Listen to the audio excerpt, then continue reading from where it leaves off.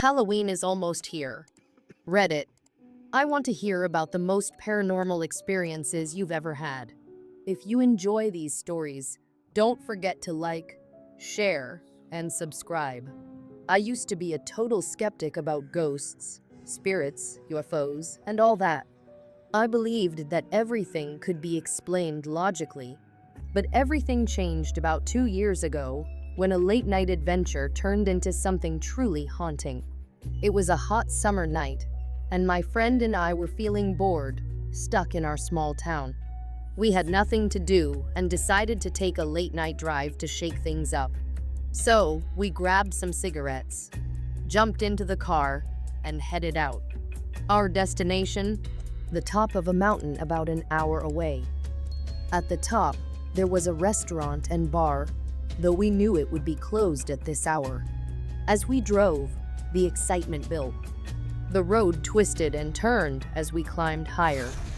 It was around 3 a.m., and the world outside was pitch black. The only light came from the street lamps, illuminating the road ahead. Everything felt calm and peaceful, a nice escape from our everyday lives. But as we rounded one particularly sharp turn, something made the hair on the back of my neck stand up.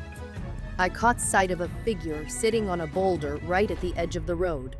My heart raced. "Did you see that?" I asked my friend, who seemed oblivious. He kept driving, and I thought, "What the heck, dude?" But then, he surprised me by turning the car around. The road was narrow and treacherous, so I held my breath as he carefully maneuvered back. I glanced at him, hoping for a sign of fear, but he was calm and composed. When we parked the car, I noticed the figure clearly. My friend called out, "Hi there, are you okay?" I was too scared to speak. My mouth felt dry. There was no response. The figure slowly turned its head in our direction, and that's when fear truly took hold. What we saw was a woman dressed in a plain white dress, her long hair cascading down her back. But her face? It was elongated, stretched 3 times longer than a normal face should be. Her eyes were completely blank, and a chilling smile spread across her lips. I felt paralyzed, unable to scream or even move. My friend seemed to sense my fear and pressed the gas pedal, speeding away from that terrifying sight. When we finally reached home, we both came down with high fevers. We were sick for days, and I couldn't shake the feeling that something paranormal had happened that night. Now, let me share another eerie story. At a local university dorm, a tragic incident had occurred. A student died from alcohol poisoning on his 21st birthday. Since then, there have been numerous reports of strange happenings in the room where he passed away. Students claimed they heard loud tapping sounds on the windows, shoes mysteriously rearranged while no one was in the room, and loud scraping noises coming from upstairs. That summer, I was a counselor at a youth sports camp, and guess what? I was assigned to stay in that very dorm room. I grew up in the same town, so I had heard all the ghost stories. I didn't believe any of it, thinking it was just local folklore. Upon moving in, I noticed one strange thing. The room had a crucifix on the wall, unlike the other rooms. I thought nothing of it and settled in for the week. But soon, things started to get weird. One night, I heard loud tapping on my window. I shook it off as tree branches, but the sound kept coming back, echoing in the stillness of the night. Another night, late in the evening, I poked my head out the door to yell at some kids who were being too loud in the hallway. As soon as I did, all the lights in my room suddenly went out. I stumbled back inside, my heart racing, and fumbled to find the light switch. During a break at the end of the week, I went back to my room for a nap. I found my TV was on, blaring at an ear-splitting volume. At first, I thought maybe the kids had been playing video games in my room and forgotten to turn it off. I grabbed the remote, pressed the power button, but nothing happened. The TV stayed on, the noise filling the room. I took out the batteries from the remote and tried again. Still, the TV continued to play. Panic set in, and I walked over to the television, pressed the power button again, nothing.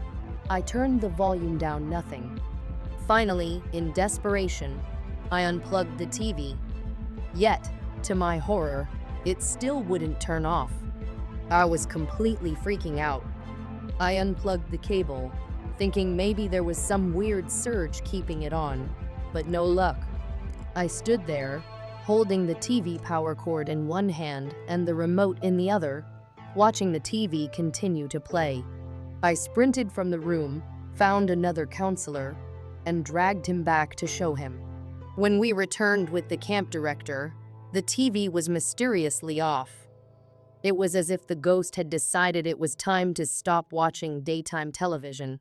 Now, let me tell you about a friend of mine who has a strange experience every night.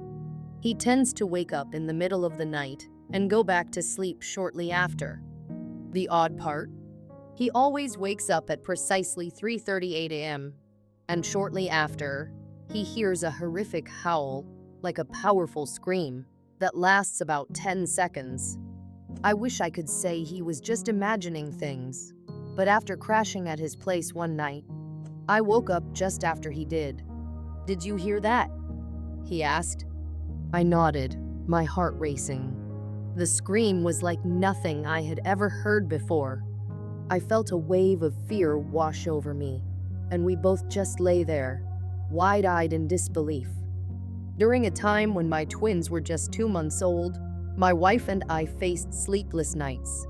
One night, around 2 a.m., we were stirred by crying coming from one of the cribs. I got up to check on Gabe, one of the twins. As I approached, I distinctly heard a woman's voice say, "It's okay, Kibi." My wife and I exchanged puzzled looks.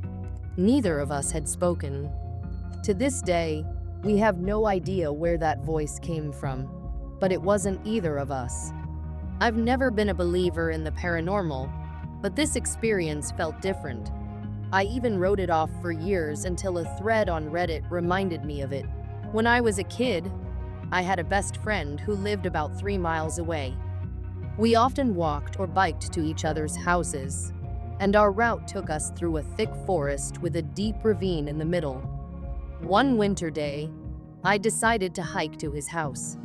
I trekked through the woods, down the ravine, past an odd fountain sitting in the middle of nowhere. It was a regular ceramic fountain, completely dry.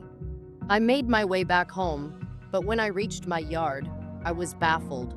I had set out to visit my friend, but somehow I ended up back home. I called him immediately and excitedly told him what happened.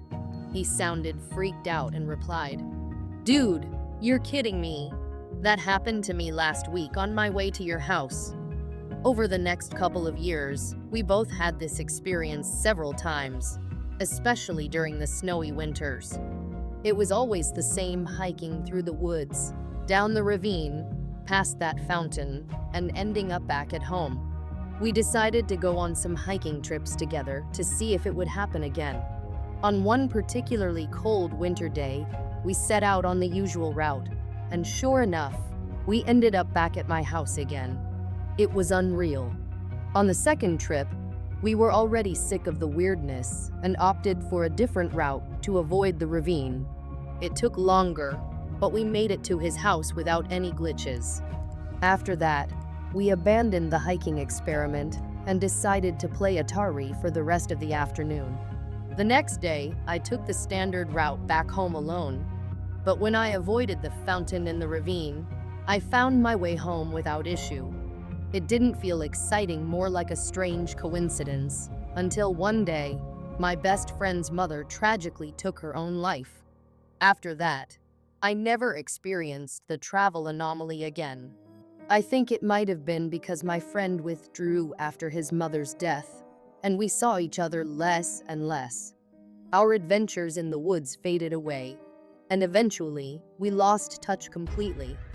Now, it's been over 35 years since I last saw him, and I can't help but wonder what he's up to now. Those memories of our strange hiking trips always linger in my mind, especially around Halloween, when the veil between worlds feels a little thinner.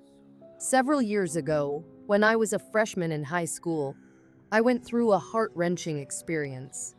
My dog, who had been with me since I was little, died from an inoperable tumor in his liver. Losing him was incredibly painful. He was not just a pet, but a loyal companion who always seemed to understand me. After his death, I felt lost and alone, struggling to cope with the emptiness he left behind. Fast forward 6 to 8 months, and my life had taken another turn. My brother had just been hospitalized, starting a long and challenging 2-year journey filled with near-death surgeries and recovery. During this time, my parents worked long hours to provide for us, leaving me home alone quite often. One day, after finishing my rehearsal for the school play, I returned home to an empty house. I was feeling particularly isolated, so I decided to make myself something to eat. After rummaging through the kitchen, I grabbed a quick snack and made my way to my room. As I reached my door, I suddenly felt an eerie sensation, like someone was watching me or standing right behind me. It sent a shiver down my spine. I turned around, but there was no one there. My heart raced as I brushed off the feeling and entered my room. Just as I stepped inside, I caught a glimpse of something unusual out of the corner of my eye. It looked like a misty figure, about knee-high, hovering near the floor. At that moment, I felt a mix of fear and curiosity.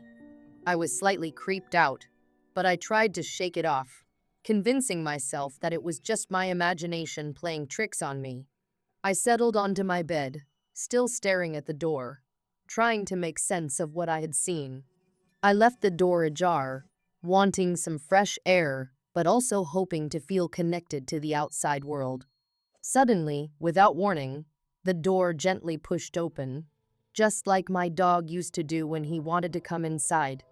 Rather than feeling terrified, a wave of comfort washed over me. It felt like my dog was with me, watching over me during this tough time. It's a strange feeling hard to explain. If you've ever had a moment where you felt the presence of someone you've lost, you might understand what I mean. That night, I fell asleep with a smile on my face, feeling grateful for the love and memories I had shared with my dog. A few weeks later, I finally told my mom about my experience. To my surprise, she revealed that she had also been feeling strange things in the house. After we adopted a new puppy, a lively 4-month-old bundle of joy, she noticed that the puppy would often stare at things that weren't there. One time, she spent ages watching the curtains, her little head tilting as if she saw something moving. And then, out of nowhere, the curtains began to sway gently, as if someone had brushed past them. It was strange, considering there was no draft in the room. After investigating, I found out there was no open window or air vent nearby. This was a chilling reminder of my previous loss.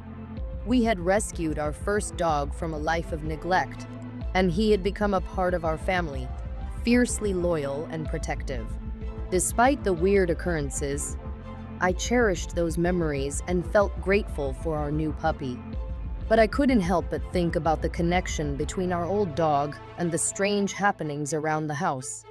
It made me believe in ghosts and the energy they leave behind, evidence of love that lingers even after someone is gone. As time went on, I found myself becoming an early riser. I always walked to school, which meant I often arrived before anyone else. I'd usually be the first to get to class, and sometimes I would chat with my teachers about homework or even do extra assignments. One day, I was the first student to arrive in my classroom. My teacher, who had come to trust me, decided to step out for a moment to get something from the printer. She mentioned that she shouldn't leave me alone in the room, but since she knew me well, she locked the door behind her and said she'd be back in 2 minutes. As soon as she left, I heard a loud bang, a chair slammed against a desk in front of me. My heart raced. I practically jumped out of my seat. Panicking, I dashed to the door, unlocked it, and bolted toward the front office. I didn't stick around to find out what had caused that noise. After that day, I vowed never to arrive at school early again.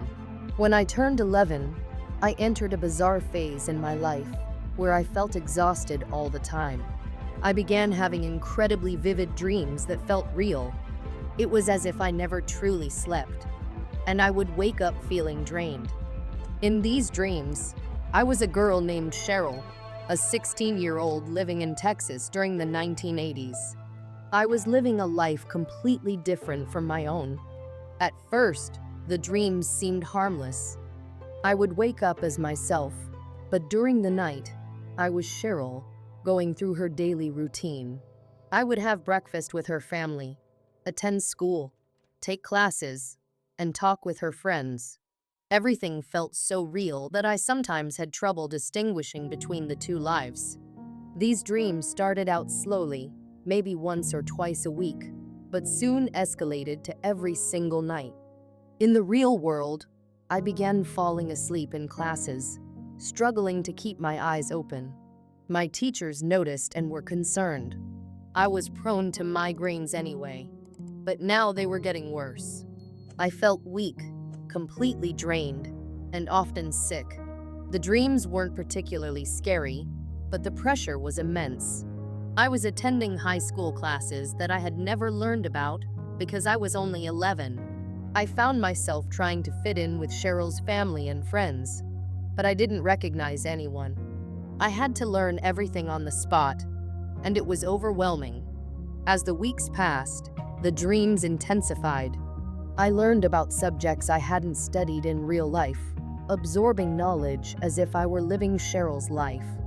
I remember feeling stressed about the homework and trying to keep up, even though it was all new to me. It was such a confusing experience, like living in two different worlds at once. Eventually, the dreams took a toll on my health. I was falling asleep in classes, struggling with migraines, and feeling completely out of sorts. I could have brushed it off as just stress, but the fact that I was genuinely learning things I shouldn't have known made it all the more bizarre. Then there was my job at the nursing home, where strange occurrences seemed to happen daily.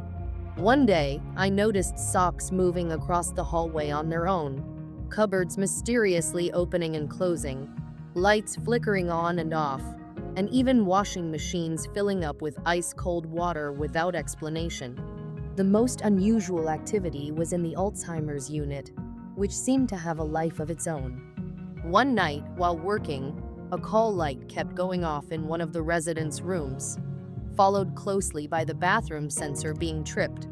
This particular resident had passed away just 3 days earlier, and there were no other patients in that room. It was unsettling, to say the least. We turned the light off several times over the course of 3 hours, but it continued to ring. Then, just an hour before my shift was over, we heard a woman screaming for help. My heart raced as we rushed back to the room, only to find that the bathroom sensor had triggered again. We had to check on the other residents, just in case someone had wandered in, but when we got there, the room was empty. The sink and shower were running at full blast, icy cold water pouring out like someone was using them. I quickly turned everything off, resetting the switch, and gently pulled the door closed behind me. Just as I did, the door slammed shut with a loud bang, as if something or someone had done it for me. I felt my heart race, almost catching my shoe in the process. I was shaken, but I had to keep calm and finish my shift. This brings me to my childhood home. When my parents divorced, my mom moved us to a lovely lake house. She bought it from a widow whose husband had died of lung cancer. We weren't sure if he passed away in the house, but we knew he spent most of his last years there. My sister and I often felt like we were being watched, especially at night. We'd hear creaks coming from the dresser, as if someone were leaning against it. My sister felt similar things in her room, hearing creaks from an empty chair. There were times we both woke up in the middle of the night with a heavy feeling, as if someone was watching us. Some doors would close by themselves, and we could never remember opening or closing them. My bedroom had two double doors that opened inward, leading into the room. There was also a walk-in closet with a door that opened inward, and a bathroom door that swung out toward the room. It was a confusing layout, with doors opening in different directions. One night, as I was getting ready for bed, I thought I heard something move. I quickly turned around to look in the mirror behind me. At that very moment, I made eye contact with my reflection, and then it happened. Bam, bam, bam. 6 swift slams echoed through the house. There were no open windows, no air conditioning on, and no fans running. It was the middle of winter in Minnesota. The double doors to my room slammed shut suddenly. I felt completely trapped and decided to bolt down the stairs, nearly tripping over my own feet in the process. Later that evening, after we finished dinner, I worked up the courage to head back upstairs. My sister had been using my computer before we ate. When I entered my room, I thought I saw something move in the dim light coming from the screen. I paused with my hand hovering over the light switch, and that's when I saw shadows that looked like legs moving toward me. It was almost as if they were floating, transparent, like light shining through wax paper. I felt panic rising in my chest, and before I could process what was happening, I screamed and flipped the light switch. My heart raced as I made a mad dash for the stairs again. From that point on, I never slept on that second floor again. The feeling of being watched, the unexplained noises, and the shadows all combined to create an unsettling atmosphere that made it impossible to feel safe. So, to sum it all up, my house was haunted. The ghost seemed lost and confused, as if he still believed he belonged there. I also had the uncanny ability to sense when something was off, and it felt like he really loved closing doors, often with great enthusiasm. Those experiences left a lasting impression on me, making me believe in the energy that lingers after someone has passed. While some of the events were eerie, others brought me comfort. I like to think that my old dog and the ghost in my house were watching over me, reminding me that even in our darkest moments, love and memory can connect us in ways we can't always see.